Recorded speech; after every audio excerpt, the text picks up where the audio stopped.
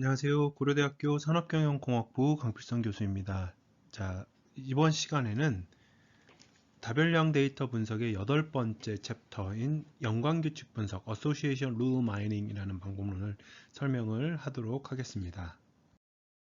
자, 우선 다시 한번 데이터 마이닝이나 머신러닝 관련해서 그 분석 방법론들에 대한 타입을 다시 한번 살펴보고 갈게요. 복습을 하고 갈게요.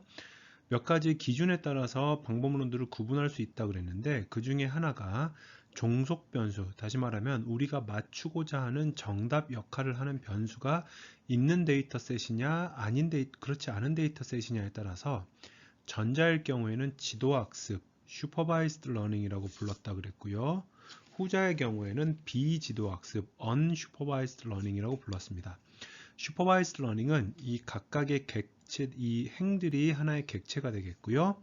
그 행들이 어떤 속성들 또는 변수들을 가지고 있고 그 변수들에 의해서 최종적으로 종속 변수의 값이 얼마가 될 것인지를 예측하는 y는 fx라는 이 y와 x 사이의 관계식을 잘 찾아주는 함수 f를 찾는 게 지도학습이었습니다. 그래서 지금까지 설명을 했던 모든 알고리즘들은 종속 변수가 전부 있었던 지도학습 계열의, 그러니까 선형 회귀 분석, 로지스틱 회귀 분석, 의사결정나무, 인공신경망, 앙상블 전부 다 종속 변수가 존재하는 지도학습 계열의 알고리즘이었고요. 종속 변수가 연속형이면 이제 회귀 모형이라고 불렀고, 종속 변수가 범주형이면 이제 분류 모형이라고 불렀던 겁니다. 반면에 지금부터 설명할 방법론들은 두 가지, 크게 대표적으로 두 가지인데요. 설명 변수만 존재하는 데이터셋을 이용을 해서 그 데이터셋이 가지고 있는 어떤 변수 간의 관계 또는 객체 간의 관계를 찾아내는 비지도 학습, unsupervised learning입니다. 그래서 지금 우리가 하는 것은 무엇을 살펴볼 거냐면요. 각각의 객체들에 대해서 크게 봤을 때는 각 변수들 간에 어떠한 관계가 있는지에 대한 내용을 이제 설명을 하려고 합니다. 비지도 학습은 우리 수업의 학부 수업의 범위를 벗어나기 때문에 논외로 하겠습니다. 정정합니다. 비지도 학습이 아니라 준지도 학습입니다. 그래서 지금 우리가 하고자 하는 거는 다시 한번 각각의 객체들은 D차원의 수치형 벡터 또는 뭐 D차원의 어떤 벡터가 표현이 되어 있고 그걸 n개만큼 가지고 있을 때 우리는 각각의 데이터가 가지고 있는 내재적인 특징을 탐색한다든지 또는 데이터의 분포를 추정한다든지 또는 밀도, 그 다음에 뭐 군집화, 이상상태 탐지 뭐 이런 것들이 전부 비지도 학습의 목적 중에 하나라고 할 수 있겠습니다. 그래서 여기서는 핵심은 뭐냐면 여기 비지도 학습은 종속 변수가 되는 y가 없다. x만 있다는 뜻이죠. 그래서 주어진 데이터셋을 가지고 밀도를 추정을 하거나 또는 여기 보시는 것처럼 밀도를 추정을 하거나 각각의 유사한 객체들을 그룹핑을 하거나 하는 방법도 비지도 학습인데 오늘은 여기 가장 밑에서 보이는 각 변수들 간에 얼마만큼의 연관성을 가지고 있는지 연관규칙 분석에 대해서 설명을 할 것입니다. 반면에 슈퍼바이즈 러닝 같은 경우에는 보시다시피 x와 y의 쌍이 있어서 둘 사이를 잘 추정해주는 관계식 함수 또는 관계 함수 모형 f를 찾는 것. 그래서 우리가 지금까지 배웠던 모든 모형들은 바로 이 슈퍼바이즈 러닝에 속합니다. 보시는 것처럼 회귀 의사결정 나무, 뭐 뉴럴 네트워크 이게 전부 슈퍼바이즈 러닝 방식이죠. 자, 연관규칙 분석을 어떤 상황에서 사용을 할 것이냐 한번 살펴볼게요. 이게 이제 예전에 작년에 제가 뭐 재밌게 읽었던 소설책 중에 하나입니다. 그래서 이 책을 이제 그 책을 온라인으로 판매하는 사이트 들어가서 클릭을 해보면 이 책을 이제 정보를 보는 순간 우리는 밑에서 무엇을 볼 수가 있느냐? 책의 밑에서 이렇게 이 책을 구매하신 분들이 함께 구매하신 상품입니다. 해가지고 뭔가 또 다른 책을 이렇게 추천을 해주는 것을 볼 수가 있어요. 실질적으로 우리가 저 같은 경우에는 이 책을 먼저 읽은 다음에 이 작가가 굉장히 필체도 독특하고 상상력도 풍부하길래 지금 여기서 보는 책들 중에서 이 책을 실제로 구매를 했습니다. 그러면 이건 어떤 의도가 되는 거냐면, 만약에 이 온라인 책을 판매하는 이 업체 입장에서는 사용자가 어떤 특정한 책을 구경하고 있을 때 그 책을 구경을 하는 그 사용자의 취향을 파악을 해서 비슷한 아이템 또는 연관성이 높은 책을 추천을 해주면 구매로까지 이어진다는 뜻이죠. 제가 이 책을 산 것처럼. 그래서 이런 추천 시스템에 지금부터 설명을 할 연관규칙 분석이 매우 유용하게 사용되는 기저 알고리즘 중에 하나입니다. 아마존에서도 마찬가지로 뭐 이런 이제 그 네스프레소와 같은 이 커피 머신을 이렇게 클릭을 해서 구경을 하다 보면 밑에 보이는 것처럼 연관 상품이 나오는데, 이건 약간 너무나도 당연한 거죠. 캡슐 커피 머신을 샀으니까 보통 이제 캡슐을 살 테니 사람들이 많이 샀던 이런 캡슐들을 이렇게 추천을 해주는 겁니다. 그래서 연관규칙 분석은 원래는 이제 다른 말로는 장바구니 분석해서 마켓 바스켓 어널리시스라고도 불렸고요. MBA라고도 불렸고요. 이 장바구니 분석이 한때 굉장히 오래전입니다. 90년대 초반이기 때문에 거의 뭐 30년 가까이 된 에피소드인데, 굉장히 이 방법론 자체가 주목을 받게 된 계기 중에 하나가 두 가지 오류가 있는데요. 이제 첫 번째는 월마트 사례로 알려져 있는데, 월마트가 아니고요. 실질적으로는 미국의 오스코드럭의 사례입니다. 여기서 영수증을 이제 구매를 해간 영수증, 소비자들이 구매해간 영수증을 분석을 해봤더니 굉장히 재미있는 사실을 발견했습니다. 그게 뭐냐면, 맥주라는 상품과 기저귀라는 상품이 아무런 관련성이 없어 보였는데 실제로는 굉장히 한꺼번에 구매가 많이 됐다는 것이죠. 동시에 구매가 많이 됐다는 겁니다. 그래서 이거를 묶음 상품으로 판매를 하게 되면 기저귀를 쌓아놓는 공산품 코너에 잘 팔리는 맥주를 갖다 놓게 되면 기저귀만 사러 온 사람이라도 갑자기 맥주가 땡겨서 충동적으로 맥주를 더 사게 할 수 있어서, 구매를 할 수 있게 있어서 1인당 구매 금액을 증가시키는, 다시 말하면 마트 입장에서는 조금 더 수익성을 높일 수 있는 하나의 장치로서 작동을 한다는 뜻이죠. 이거를 조금 더 이제 이 사람들이 왜 이런지를 잘 생각을 해봤더니, 우리나라는 뭐 소위 말하는 이마트, 홈플러스와 같은 대형 마트들이 주거 지역 굉장히 가까운 밀집 지역에 존재하고 있습니다. 이렇게 자리를 차지하고 있는데, 미국 같은 경우에는 워낙 땅덩이가 넓으니까 이제 도시의 교외 지역에서 사람들이 살고요. 다운타운으로 출퇴근을 합니다. 도심으로 출퇴근을 하고 그 중간 어딘가에 이렇게 1층으로 넓게 이런 이제 이 뭐 월마트가 됐건 오스코 드럭스토어가 됐건 슈퍼스토어가 됐건 이렇게 만들어져 있습니다. 위치해 있으면 일반적인 미국의 이제 전통적인 가정의 경우에 아이가 어려서 이제 기저귀를 차야 되는 정도의 나이인 아이들이 있는 가정에서는 아빠가 일을 하고요. 엄마는 아이를 이제 집에서 보육을 합니다. 그런 상황에서 기저귀가 떨어지면 우리처럼 슬리퍼 신고 이렇게 편의점 가서 사올 수 있는 상황이 아니기 때문에 전화를 하죠. 일하고 있는 아빠한테. 그래서 기저귀가 떨어졌으니 올 때 기저귀 좀 사오세요. 이렇게 얘기를 하면 아빠가 이제 그 얘기를 기억하고 있다가 퇴근하면서 마트에 들립니다. 그래서 기저귀를 삽니다. 여기까지만 사면 참 착한 남편인데, 그리고 나서 온 김에 생각을 해보니 밤에 풋볼을 보면서, 중계를 보면서 자기가 먹을 맥주도 필요하다라는 것을 인지를 하고 맥주까지 같이 사는 겁니다. 이런 남편들이 또는 아빠들이 생각 외로 많았다는 것이죠. 그래서 전혀 뜬금없어 보이는 기저귀와 맥주라는 두 개의 아이템이 굉장히 연관성이 높게 함께 구매가 되더라라는 게 데이터를 통해서 밝혀진 겁니다. 이렇게 밝혀지게 되면 두 아이템들을 이제 한꺼번에 묶음 상품으로 추천을 함으로써 우리는 이제 매장 입장에서는 또는 마트 입장에서는 조금 더 객단가를 올릴 수 있는 기회를 얻을 수가 있겠죠. 근데 이제 본의 아니게 아마 실수였던 것 같은데, 이 맥주와 기저귀라는 두 아이템 사이의 연관성이 그렇게까지 높지 않은 걸로 나중에 다시 한번 제대로 된 분석에서 밝혀졌습니다. 다만 일부러 속인 것 같지는 않고요. 그래서 이 두 아이템 사이에 의미가 굉장히 있다라는 게 밝혀지면서 이쪽 데이터 분석 관점에서 많은 발전을 이루었던 건 사실입니다.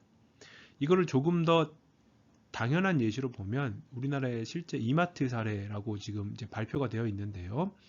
보통은 시리얼을 이제 먹을 때 보면 사람들이 다들 그냥 먹진 않죠. 과자처럼 먹진 않고 보통은 우유에 타 먹습니다. 심지어 우리는 이제 우유에 말아 먹는다라는 표현을 좀 이제 나이 드신 분들은 쓰기도 하는데, 그렇기 때문에 분명히 시리얼을 사는 사람들은 우유를 함께 살 가능성이 높을 거라는 거 금방 상식적으로 이해할 수가 있습니다. 그래서 이제 이 이마트에서 두 매장에 대해서 A/B 테스트라 불리는 거를 해본 거예요. 그래서 한쪽 매장에는 우유는 이제 신선식품이니까 냉장고에 있을 것이고요. 시리얼은 공성품이니까 이제 공산품 코너에 있을 겁니다. 원래대로 놔두고, 또 다른 매장에서는 우유 냉장고로 옮기는 건 힘드니까 우유가 있는 냉장고 옆 한 켠에 그러니까 많이 팔리는 인기 있었던 시리얼들을 이렇게 배치를 약간 해놨습니다.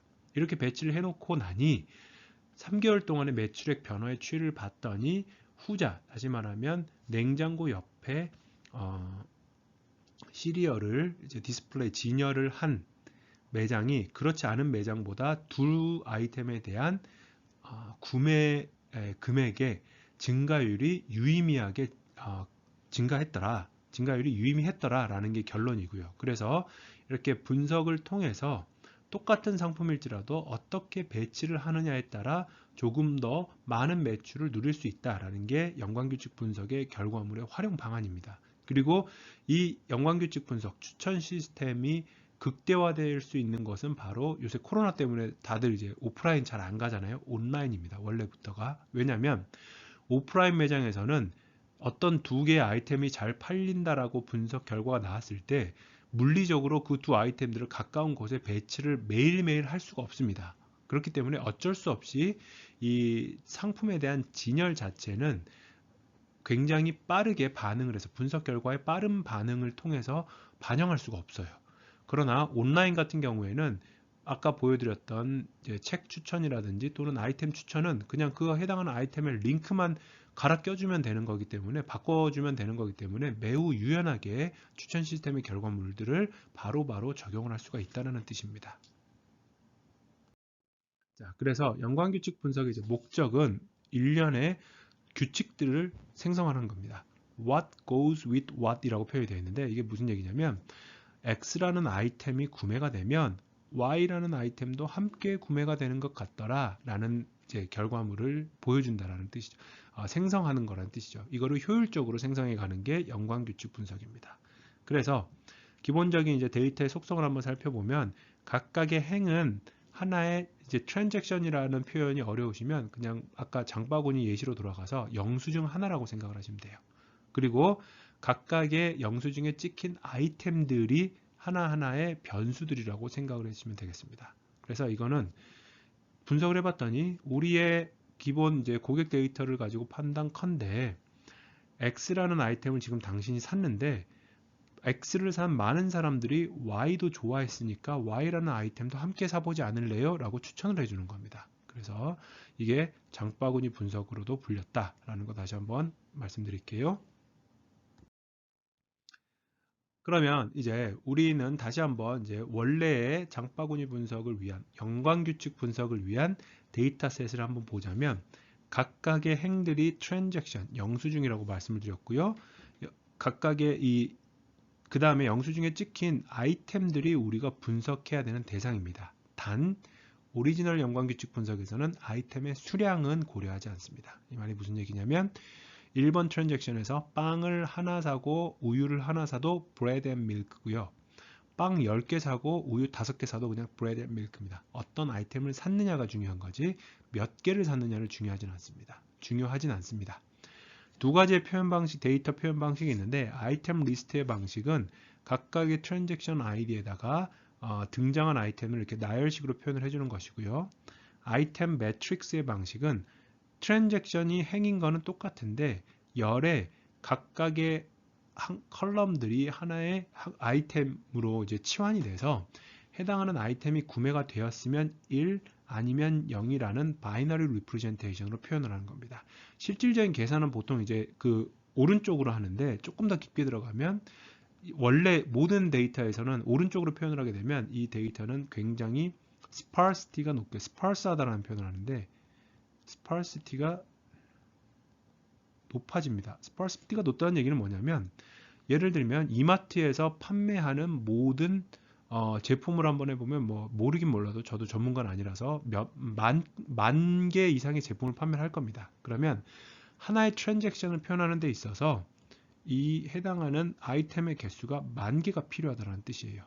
근데 여러분들 혹시 마트를 뭐 부모님 따라서 가보거나 여러분들이 직접 자취하는 학생들 가봐서 알겠지만 아무리 많이 사도 정말 전문적인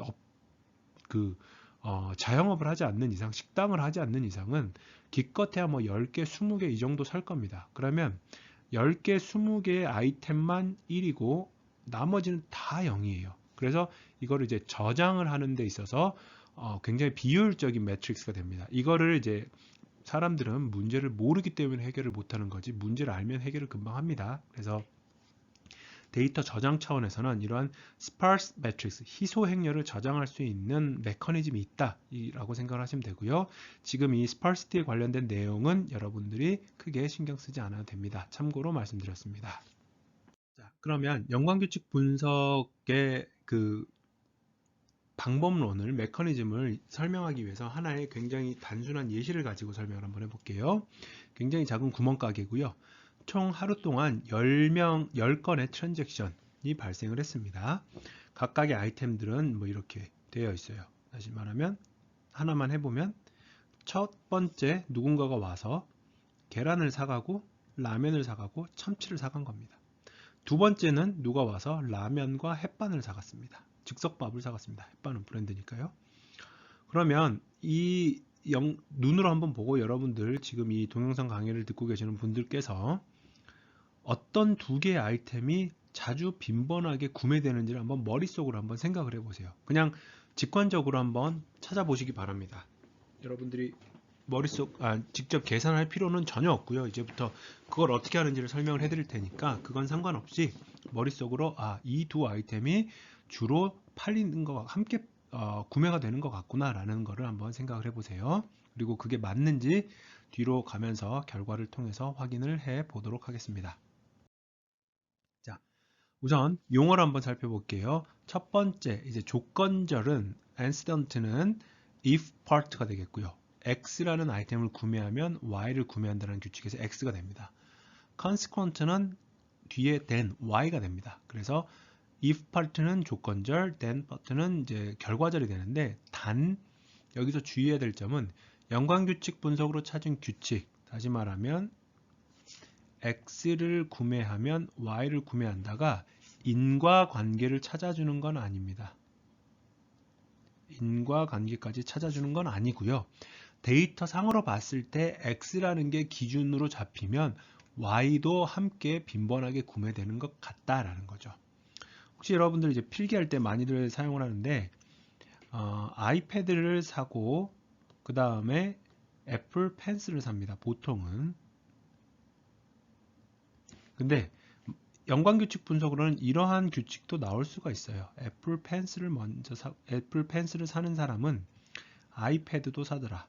실제로 causal relationship, 인과관계를 따져보면 전자가 맞지만 연관규칙 분석은 전자든 후자든 아무런 그 차이 없이 둘 중에 뒤에서 설명드리는 평가 지표가 높기만 하면 기계적으로 찾아줄 수 있다라는 것을 의미를 합니다. 자, 그리고 이 연관규칙 분석에서는 조건절과 결과절 간에 이제 굉장히 계산량이 복잡해지는 원인이 어디에서 나오느냐면 아이템 셋이라는 개념이 나옵니다. 그러니까 아이템 셋은 조건절과 결과절을 구성하는 아이템들의 집합입니다. 자, 여기 이게 핵심입니다. 아이템이 아닌 아이템 집합입니다.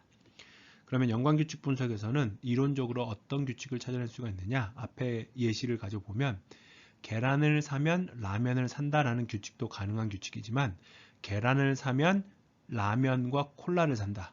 또는 라면과 즉석밥을 사면 콜라와 양파를 산다. 이것도 역시 허용 가능한 규칙이라는 뜻입니다. 단 하나의 이 제약 요건은 조건절과 결과절이 그림이 없어져 버리네요. 조건절과 결과절이 디스조인트 할 것, 그러니까 상호 배반일 것, 공통된 아이템이 없을 것. 이게 무슨 말이냐면 이 부분 지워볼게요. 자, 아이템 셋이라는 개념은 여기서 다시 한번 보자면 라면과 콜라를 사면 밥과 즉석밥과 참치를 산다. 이거를 허용하겠다라는 얘기입니다. 그런데 이 두 아이템, 그러니까 조건절과 결과절이 디스조인트 해야 된다는 뜻은 뭐냐면 이건 허용하지 않겠다는 얘기입니다. 라면과 콜라를 샀는데 콜라를 사면 라면과 밥을 사더라. 이 경우에는 라면이라는 아이템이 조건절과 결과절에 둘 다 들어가 있기 때문에 이건 안 된다는 뜻입니다. 자, 무슨 의도인지 이해하시겠죠? 그래서 이 아이템 집합을 이제 허용을 하기 때문에 어마어마한 개수의 조합이 나옵니다. 지금 앞에서 이거 지울게요.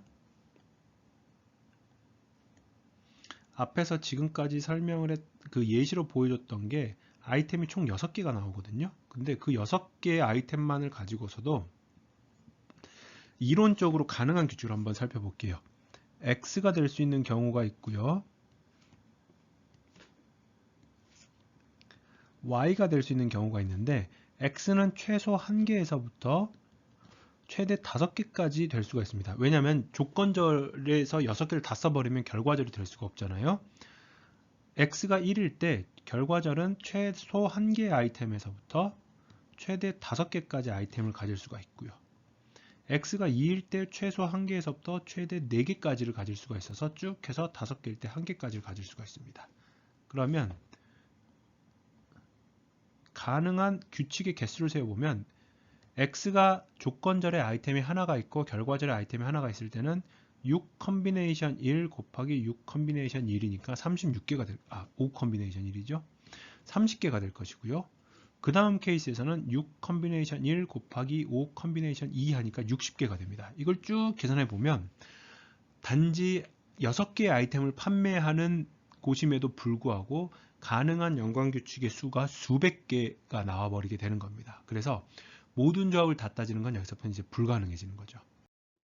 자, 그래서 이제 A라는 아이템을 사면 B라는 아이템을 사더라 라는 이 규칙에 대해서 어떻게 이 규칙이 얼마만큼 유용한지를 평가하기 위한 지표를 3가지를 이제 우리가 사용을 할 겁니다. 첫 번째가 서포트라는 지표, 우리말로 하면 지지도입니다. 여기서는 지지도라고 표현을 하고요. 이 지지도는 원래는 엄밀하게 말했을 때는 조건절이 발생할 확률인데 많은 소프트웨어에서 2개가 함께 발생할 확률로 계산을 해줍니다. 그래서 교과서적으로는 전자지만 많은 소프트웨어는 후자를 계산하고 있으니까 둘 다 알아주시면 좋겠습니다. 이건 언제 쓰느냐? 의미가 뭐냐? 어쨌든 어떤 추천을 수행을 하려면 조건절에 해당하는 A라는 아이템을 누군가가 보고 있어야 아까 보셨듯이 캡슐 커피 머신을 보고 있어야지만이 캡슐들을 추천을 해줄 기회가 생기지 않습니까? 그래서 지지도, 서포트가 높다는 얘기는 해당하는 규칙을 여러 번 활용할 수 있는 가능성이 있다. 그래서 규칙의 범용성 차원에서 얘는 나머지 다른 지표들이 똑같다라는 가정하에서는 높으면 높을수록 좋습니다. 자, 그럼 여기서 한번 이 예시를 가지고 살펴볼게요. 여기에 대해서 교과서적으로 전자를 가지고 계산해 보겠습니다. 만약에 라면을 사면 이 사람은 즉석 밥도 사더라. 여기에 대한 서포트는 기본적으로 P 라면이 되니까요.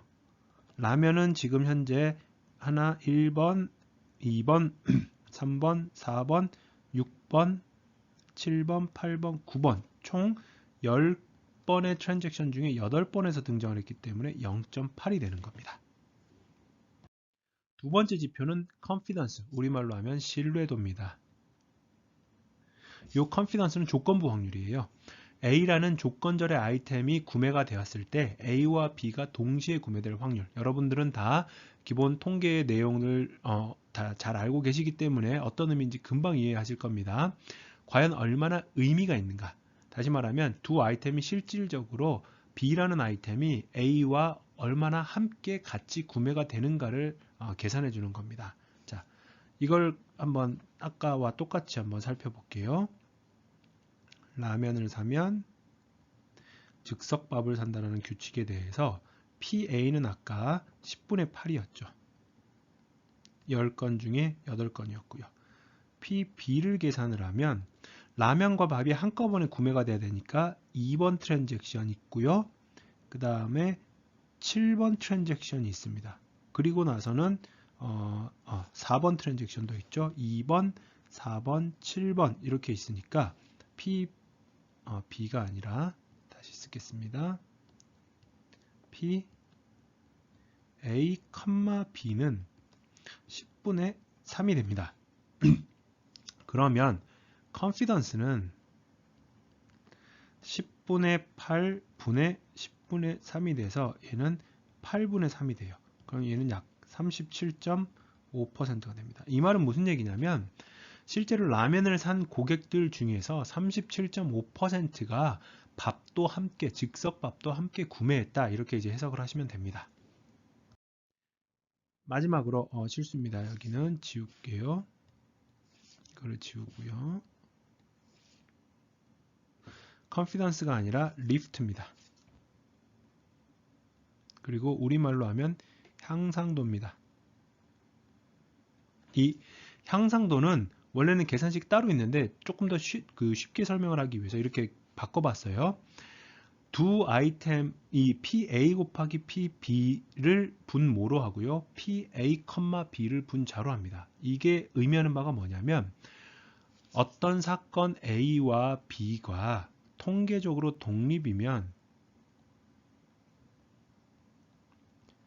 두 사건이 함께 발생할 확률은 각각의 사건이 발생할 확률을 따로 계산을 해서 그냥 곱하는 겁니다. 이 말이 무슨 얘기냐면 그 말은 리프트가 1이 되면 얘는 A라는 아이템하고 B라는 아이템이 통계적으로 독립인 거예요. 아무런 연관성이 없는 겁니다. 반면에 리프트가 1보다 크면 얘는 A라는 아이템과 B라는 아이템이 실질적인 데이터상에서 함께 발생할 확률을, 함께 발생한 빈도가 독립으로 가정했을 때의 예상 빈도보다 더 높기 때문에 둘 사이에 긍정적인 연관성이 있는 것이고요.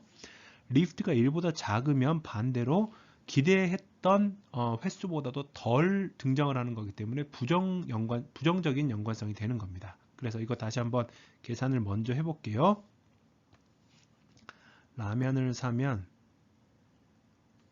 이제 밥을 산다, 즉석밥을 산다는 규칙에 대해서 PA는 아까 10분의 8이었고요.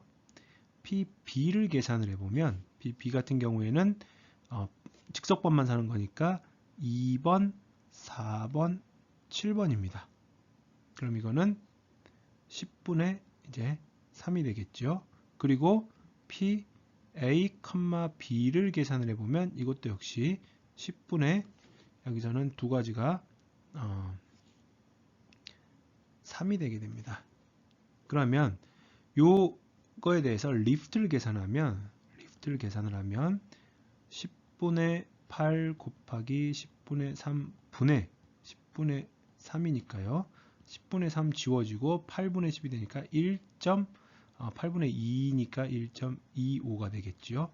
이 말은 무슨 얘기냐면 두 아이템이 완벽하게 독립이라고 가정을 했을 때보다 라면과 즉석밥은 한 1.25배 정도 실질적으로는 더 같이 구매가 되었다. 그래서 리프트가 크면 클수록 이 규칙은 효과적입니다. 그러면 confidence가 1인 경우면 사실은 A라는 아이템을 구매를 하면 B는 무조건 구매를 하니까 좋은 규칙 아니냐, 왜 리프트가 필요하느냐 이렇게 생각을 할 수가 있는데요.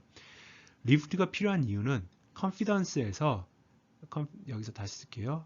confidence는 PA분의 PA, B인데 A를 구매하면 B를 구매한다는 규칙에 대해서 이 규칙에서 만약에 B가 기본 아이템일 때는 컨피던스가 1이 나오게 됩니다. 이게 무슨 말이냐면요. 만약에 여러분들이 뭐 학교 앞에 호프집에 가서 맥주를 시키고 노가리를 시켰어요. 그러면 만약에 이 노가리를 시키고 맥주를 시킨다. 이런 규칙에 대해서는 맥주 호프집에 가서 노가리만 시키고 맥주를 시키지 않는 경우는 없기 때문에 결국은 PA하고 PA, B하고 1이 거의 이제 같은 이제 그 확률값을 갖게 됩니다. 다시 말하면 조건절의 맥주라는 아이템이 그 매장에서의 디폴트 기본 아이템이기 때문에 그렇죠. 그래서 컨피던스가 1이면 항상 조건절이 발생을 하면 결과절이 발생하는 건 맞는데 그것만 가지고 좋은 규칙이라고 보긴 어렵고요. 리프트까지 같이 봐야 된다. 이렇게 말씀을 드릴게요. 자, 그러면 이 연관규칙을 만드는 데 있어서 어떻게 하면 효과적으로 만들 수가 있느냐? 만약에 우리가 엄청난 컴퓨팅 파워를 가지고 있으면 그냥 아이템 셋 기준으로 아까 보여드렸던 모든 조합에 대해서 다 생성을 해놓고 서포트와 컨피던스와 리프트를 각각 계산을 해보면 됩니다. 근데 그게 바로 이제 brute force approach거든요. 모든 경우의 수에 대해서 다 해보겠다 라는 건데 아까 말씀드렸듯이 이 아이템 셋이라는 개념 때문에 이게 거의 아이템의 개수가 늘어나면 가능한 조합의 규칙의 수가 기하급수적으로 늘어나기 때문에 계산 관점에서는 불가능합니다. 그래서 우리가 사용하는 연관규칙 분석에서 사용하는 알고리즘이 A priori 알고리즘이에요. 이 A priori 알고리즘은 무엇을 하느냐? 빈발하게 발생하는 아이템 집합만 고려를 합니다. 그래서 우리는 이제 미니멈 서포트라는 것을 둘 거예요. 이 미니멈 서포트는 유저의 하이퍼 파라미터입니다. 얘는 우리가 실습에서도 한번 해보겠지만 얘는 사용자가 지정하는 하이퍼 파라미터예요.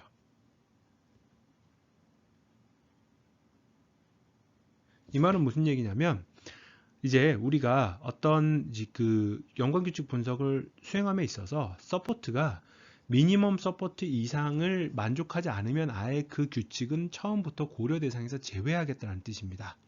이게 어떤 효과를 가지고 있냐면 여기 제일 마지막에 이 항목인데요.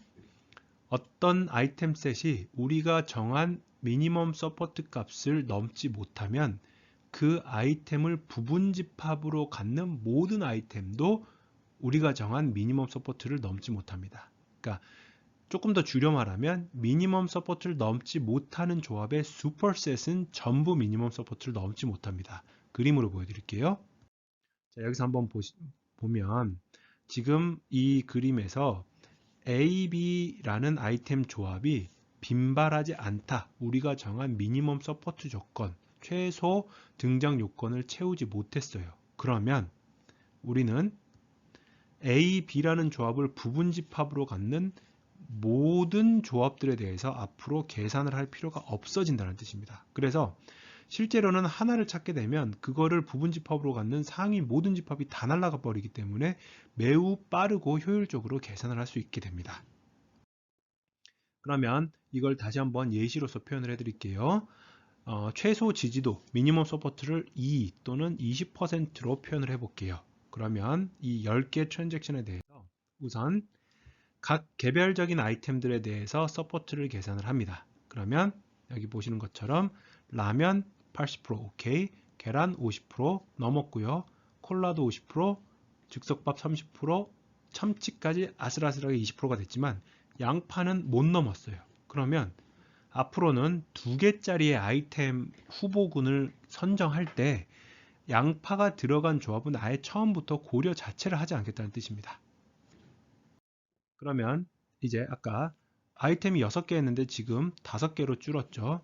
5개들에 대해서 조합은 이렇게 역삼각형 행렬에 해당하는 셀 개수만큼 조합이 나오겠죠. 근데 그 중에서 달걀과 햇반, 즉석밥, 콜라와 즉석밥, 콜라와 참치, 즉석밥과 참치라는 조합은 우리가 정한 기준치인 20%를 넘지 못했어요. 그러면 아이템 3개짜리 조합을 찾을 때는 이 조합은 아예 처음부터 고려하지 않겠다라는 겁니다.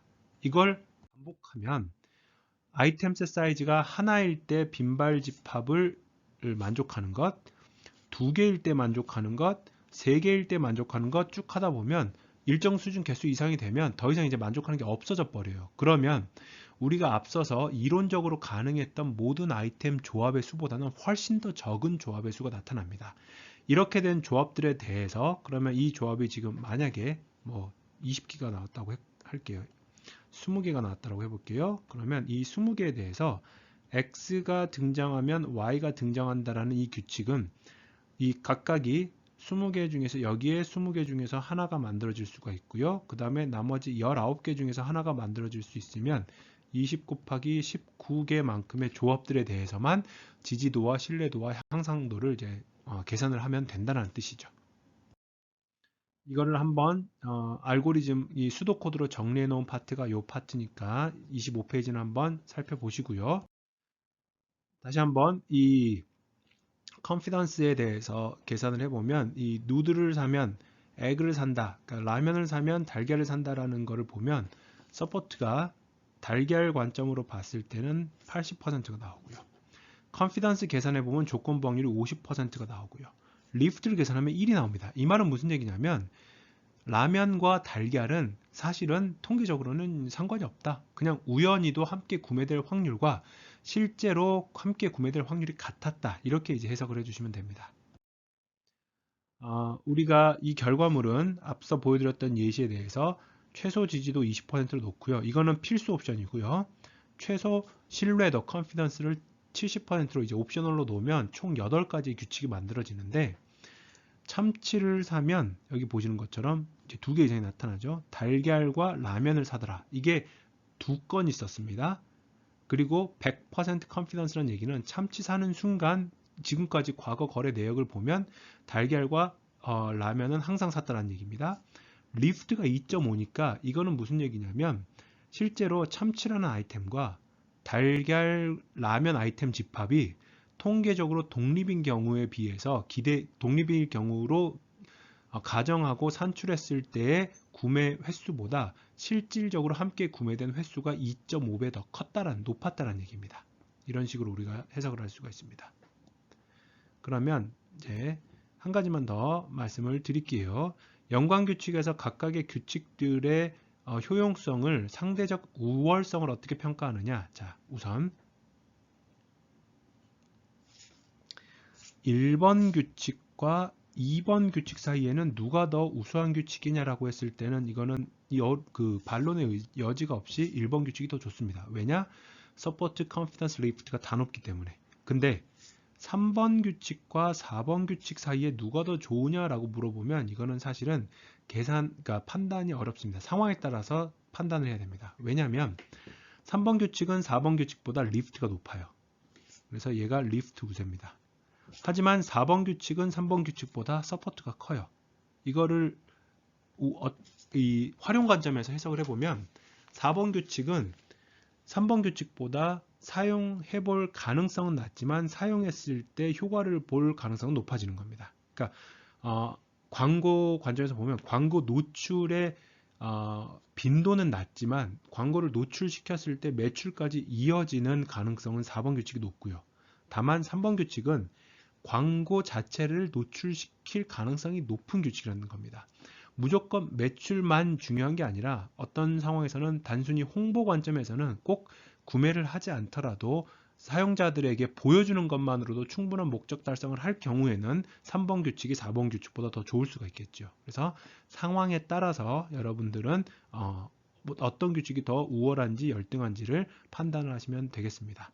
그래서 대전제는 어떤 하나의 규칙이 또 다른 규칙보다 더 우월하려면 서포트와 컨피던스와 리프트 세 가지의 값이 전부 다 커야 된다. 그래서 요약은 28페이지를 한번 쭉 읽어보시면서 마무리를 짓도록 하겠습니다. 여기까지 해서 연관규칙 분석에 대한 설명을 마치겠습니다.